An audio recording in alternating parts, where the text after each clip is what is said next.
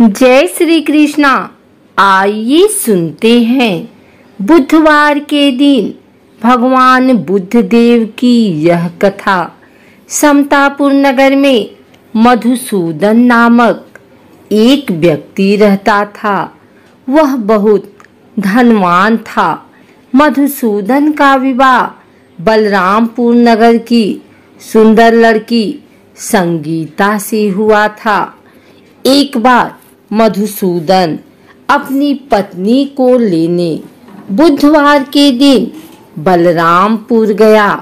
मधुसूदन ने पत्नी के माता पिता से संगीता को विदा कराने के लिए कहा। माता पिता बोले, बेटा आज बुधवार है, बुधवार को किसी भी शुभ कार्य के लिए यात्रा नहीं करते। लेकिन मधुसूदन नहीं माना। उसने ऐसी शुभ अशुभ की बातों को न मानने की बात कही। दोनों ने बैलगाड़ी से यात्रा प्रारंभ की। 2 कोस की यात्रा के बाद उसकी गाड़ी का एक पहिया टूट गया। वहां से दोनों ने पैदल ही यात्रा शुरू की। रास्ते में संगीता को प्यास लगी। मधुसूदन उसे एक पेड़ के नीचे बैठाकर जल लेने चला गया। थोड़ी देर बाद जब मधुसूदन कहीं से जल लेकर वापस आया तो वह बुरी तरह हैरान हो उठा, क्योंकि उसकी पत्नी के पास उसकी ही शक्ल सूरत का एक दूसरा व्यक्ति बैठा था। संगीता भी मधुसूदन को देखकर हैरान रह गई। वह दोनों में कोई अंतर नहीं कर पाई। मधुसूदन ने उस व्यक्ति से पूछा, तुम कौन हो और मेरी पत्नी के साथ क्यों बैठे हो? मधुसूदन की बात सुनकर उस व्यक्ति ने कहा, अरे भाई, यह मेरी पत्नी संगीता है। मैं अपनी पत्नी को ससुराल से विदा करा कर लाया हूँ। लेकिन तुम कौन हो जो मुझसे ऐसा प्रश्न कर रहे हो? मधुसूदन ने कहा, तुम जरूर कोई चोर या ठग हो। यह मेरी पत्नी संगीता है। मैं इसे पेड़ के नीचे बैठाकर जल लेने गया था। इस पर उस व्यक्ति ने कहा, अरे भाई, झूठ तो तुम बोल रहे हो। संगीता को प्यास लगने पर जल लेने तो मैं गया था। मैंने तो जल लाकर अपनी पत्नी को पिला भी दिया। अब तुम चुपचाप यहाँ से चलते बनो, नहीं तो किसी सिपाही को बुलाकर तुम्हें पकड़वा दूंगा। दोनों एक दूसरे से लड़ने लगे। उन्हें लड़ते देख बहुत से लोग वहां एकत्र हो गए। नगर के कुछ सिपाही भी वहां आ गए। सिपाही उन दोनों को पकड़कर राजा के पास ले गए। सारी कहानी सुनकर राजा भी कोई निर्णय नहीं कर पाया। संगीता भी उन दोनों में से अपने वास्तविक पति को कहीं नहीं पहचान पा रही थी। राजा ने दोनों को कारागार में डाल देने के लिए कहा।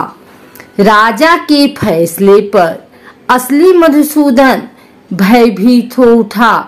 तभी आकाशवाणी हुई, मधुसूदन, तूने संगीता के माता पिता की बात नहीं मानी और बुधवार के दिन अपने ससुराल से प्रस्थान किया।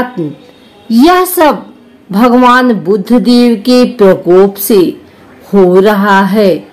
मधुसूदन ने भगवान बुद्ध देव से प्रार्थना की कि हे भगवान बुद्धदेव, मुझे क्षमा कर दीजिए, मुझसे बहुत बड़ी गलती हुई। भविष्य में अब कभी बुधवार के दिन यात्रा नहीं करूंगा और सदैव बुधवार को आपका व्रत किया करूंगा। मधुसूदन के प्रार्थना करने से भगवान बुद्धदेव ने उसे क्षमा कर दिया। तभी दूसरा व्यक्ति राजा के सामने से गायब हो गया। राजा और दूसरे लोग इस चमत्कार को देख हैरान हो गए। भगवान बुद्धदेव की इस अनुकंपा से राजा ने मधुसूदन और उसकी पत्नी को सम्मान पूर्वक विदा किया। कुछ दूर चलने पर रास्ते में उन्हें बैलगाड़ी मिल गई। बैलगाड़ी का टूटा हुआ पहिया भी जुड़ा हुआ था। दोनों उसमें बैठकर समतापुर की ओर चल दिए। मधुसूदन और उसकी पत्नी संगीता दोनों बुधवार का व्रत करते हुए आनंद पूर्वक जीवन यापन करने लगे। इस तरह भगवान बुद्धदेव की कृपा से उनके यहाँ खुशियां बरसने लगी। इस तरह जो स्त्री पुरुष विधिवत बुधवार का व्रत करके व्रत सुनती है, भगवान बुद्धदेव उनकी सभी मनोकामना पूर्ण करते हैं। आइए सुनते हैं बुधवार पूजन विधि। पौराणिक मान्यता के अनुसार बुधवार के व्रत का आरंभ विशाखा नक्षत्र युक्त बुधवार को करना चाहिए और इसके बाद लगातार 7 बुधवार तक व्रत करना चाहिए। व्रत शुरू करने से पहले गणेश जी सहित 9 ग्रह पूजन करना भी जरूरी माना जाता है। व्रत के दौरान में भागवत महापुराण का पाठ भी करवाया जा सकता है। इसके अलावा शुक्ल पक्ष के पहले बुधवार से भी बुधवार का व्रत करना शुभ माना जाता है। प्रातः काल उठें। नित्य क्रिया से निपटने के पश्चात स्नान आदि से स्वच्छ होकर भगवान बुद्ध की पूजा करनी चाहिए। व्रती हरे रंग की माला या वस्त्रों का प्रयोग करे तो उत्तम रहता है। यदि पूजा के लिए भगवान बुद्ध की प्रतिमा न मिले तो भगवान शिव शंकर की प्रतिमा के निकट भी पूजा की जा सकती है। दिन भर के व्रत के पश्चात शाम को भी पूजा करनी चाहिए और केवल एक समय भोजन करना चाहिए। व्रत में हरे रंग के वस्त्र, फूल या सब्जी आदि दान करने चाहिए।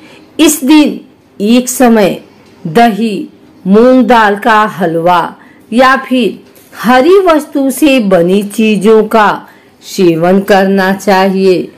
कहते विधि विधान से अगर इस व्रत को किया जाए तो जीवन में सुख शांति रहती है और घर धन धान्य से भरे रहते हैं। माता लक्ष्मी भी व्रती की मनोकामनाएं पूर्ण करती हैं।